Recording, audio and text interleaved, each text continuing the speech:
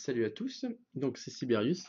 Je vais vous faire une vidéo de The Revolt en 3.7.1 et je vais vous montrer en fait la dernière feature, comme je le dis, de The Revolt qui en fait est la jouabilité à la manette. Je vais faire donc cette vidéo avec une manette de Xbox 360. Le jeu normalement est fonctionnel avec une manette de Xbox et de PlayStation et avec d'autres manettes, mais du moins elle est certifiée 100% fiable avec une manette de PlayStation 3 et une manette de Xbox 360. Voilà. Donc je vais lancer le programme et en ne touchant qu'à la manette en fait, puisque tout est fait à la manette, ça va se voir. Et je vais en fait jouer à ma démo dans l'état actuel où elle est, en utilisant exclusivement la manette toujours. On va passer. Voilà, donc dans l'état actuel, la manière dont le jeu a été fait en fait, c'est qu'avec le joystick, je déplace la souris.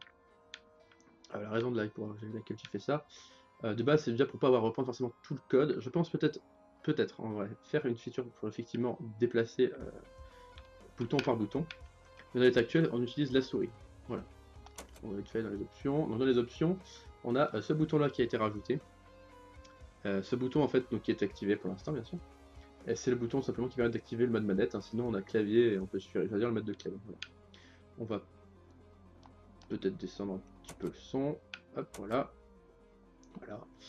Ok. Faire une nouvelle partie. Ok. Donc voilà. Donc la manière dont ça se présente en fait. Donc en fait, bah, tout simplement, on se déplace à gauche-droite avec le stick. On peut regarder vers le bas pour se baisser ou appuyer sur le pad directement. Pour le viseur, en fait, c'est le pad de droite. En fait, c'est très simple.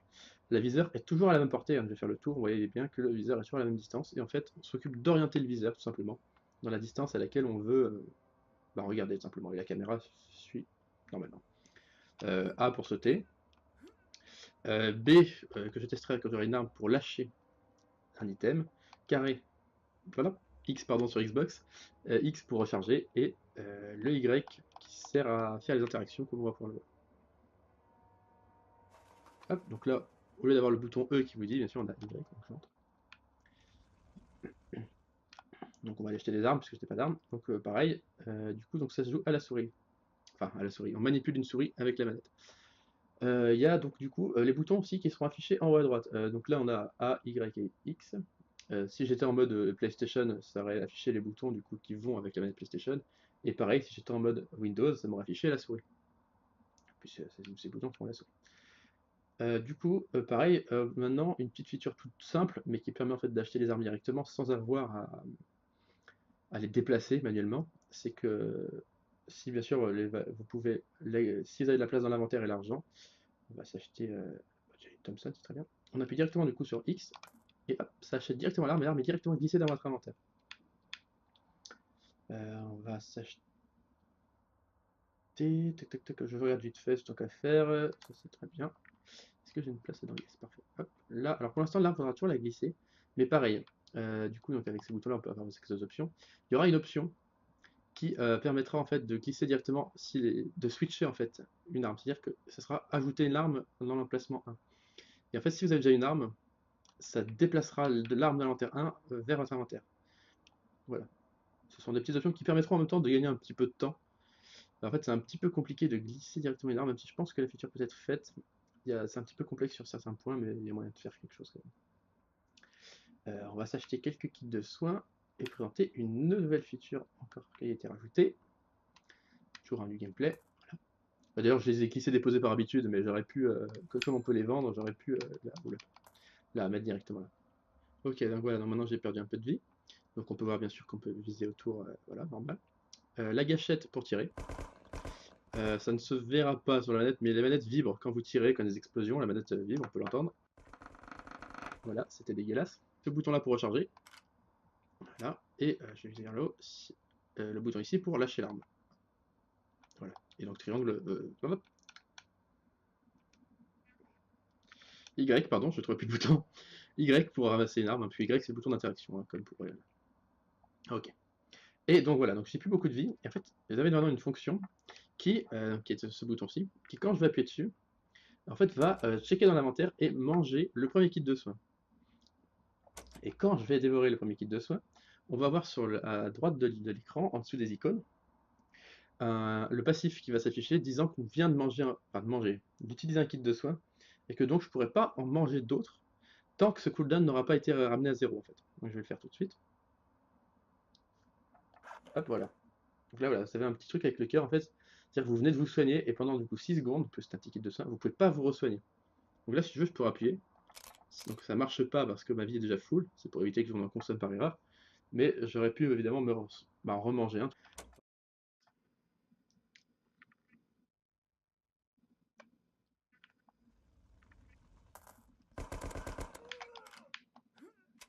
Hop.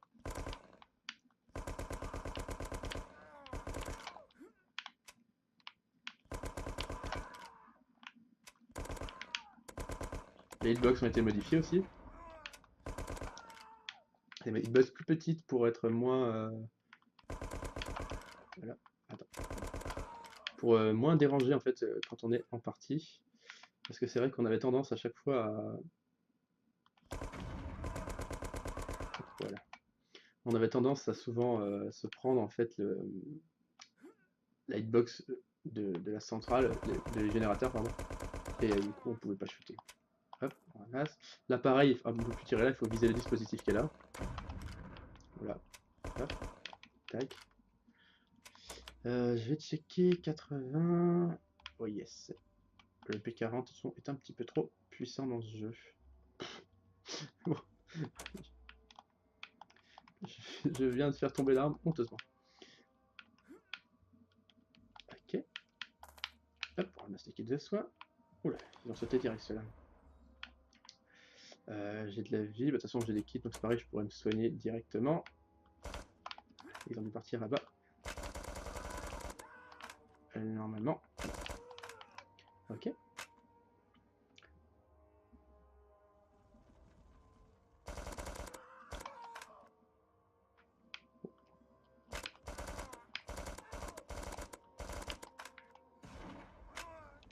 Alors j'ai pas dit, pardon, la gâchette ici, c'est pour changer d'arbre en fait. J'ai oublié de le préciser.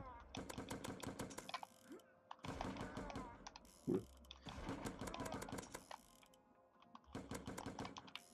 Ouais, bon, on va faire une traverse.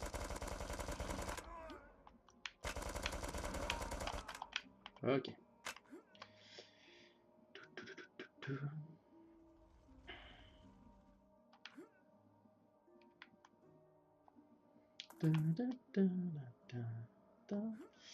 Hop. Et petit point important, parce que je sais que beaucoup de gens ont galéré sur ce niveau, donc du coup je le fais, voilà. Euh, En fait, ici, vous pouvez tout simplement sauter et du coup éviter l'alarme en fait. C'est pour ça que j'avais fait la plateforme en haut en fait. L'idée c'est que vous pouviez justement éviter le combat.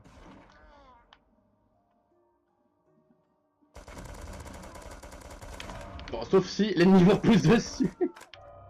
Bon, mais dans l'idée, vous voyez que vous pouviez éviter le combat.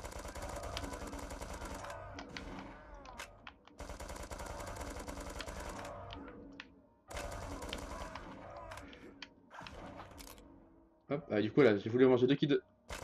Oh putain, la chie, c'est des Jedi ceux-là. Ok. Hop, donc je vais remanger un kit parce que le problème est fini. Voilà. Toujours un léger souci en fait avec ces IA là en fait. C'est-à-dire que les IA qui sont tout en haut. Ah non, j'ai rien dit. C'est quand elles ont spawné par l'alarme certaine. En fait, normalement, j'ai raté le saut tout à l'heure, mais si vous sautiez bien, enfin mieux que moi, vous pouvez atteindre la tour en fait et marcher dessus. Hein. Normalement, les tours ont des échelles, ça, j'en ai pas mis sur ce niveau. Je sais pas pourquoi.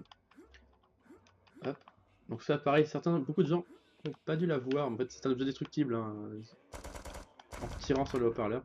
Voilà. Hop. Voilà. Hop.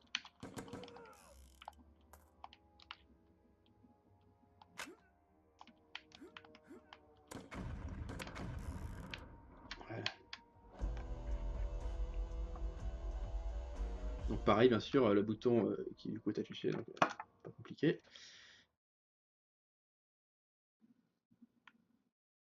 Alors pour le niveau du tank, alors peut-être que certains n'ont pas trop vu, mais en fait, le tank a vraiment des points de vie, il n'est pas indestructible, il n'est pas affiché, il a 9000 HP.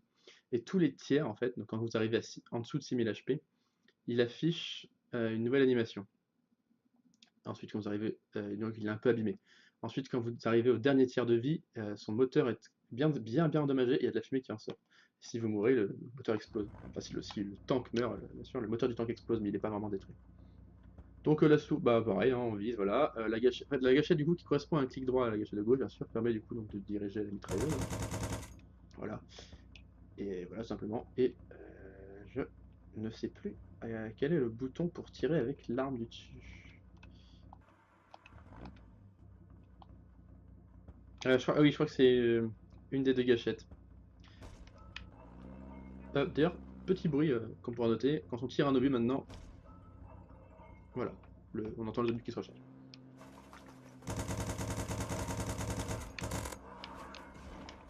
Voilà, c'était la gâchette ici pour tirer, je me souvenais plus. Pour tirer avec le système Calliope.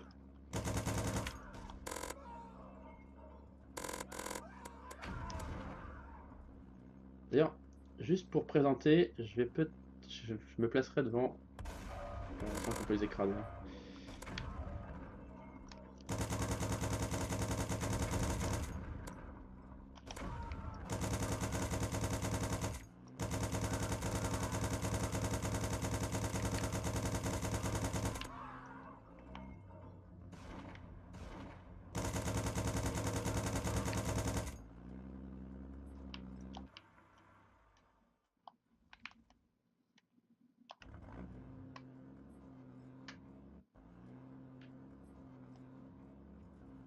Alors, on peut noter déjà, alors c'est pas forcément très parlant, là le tank a déjà une petite animation de char abîmé.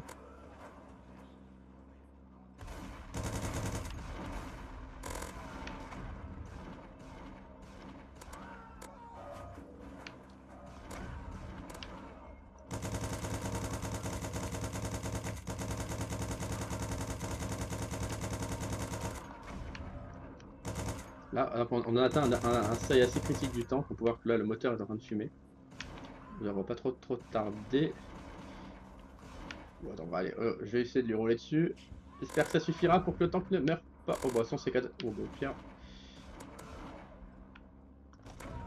Voilà. C'est un petit peu chaud là. Je sais pas combien de vie il a du coup. L'idée, bien sûr, c'est que quand le tank meurt, on ne perd pas en fait. On meurt pas nous en fait. Parce qu'en fait, le tank ne meurt jamais vraiment. Je vais laisser comme ça au cas où voir s'il. A few moments later. 2 hours later. 2000 years later. Ok, donc là par exemple le tank est mort. Et donc en fait on voit dire que le canon est tordu, voilà, donc je peux plus rentrer dedans en fait, il est vraiment down, monsieur down.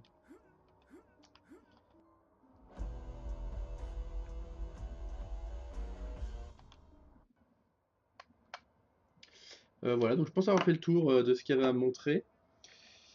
Voilà, donc franchement, le Super Manette, franchement c'est jouable, il n'y a pas de problème, c'est très jouable. Et c'est assez agréable en fait de jouer une manette, voilà. Et du coup, par exemple en haut à droite, donc, vous avez donc, ces icônes là, donc c'est un petit peu refait. Vous avez le bouton du coup qui affiche donc Start pour ouvrir le menu. Voilà, donc bien sûr le menu il faudrait qu'il soit refait parce que j'aurais d'autres ajouts à faire, donc pour l'instant je le laisse comme il est, donc je laisse l'icône sortir. Vous avez le bouton Select pour ouvrir l'inventaire. Voilà. Donc bah, ça bouge pas. Et le bouton du coup ça c'est tac tac la flèche de droite pour ouvrir les objectifs. Tout simplement, voilà. Il y a toujours ce truc là pour se soigner. Donc voilà, donc c'était une petite vidéo normalement enfin rapide.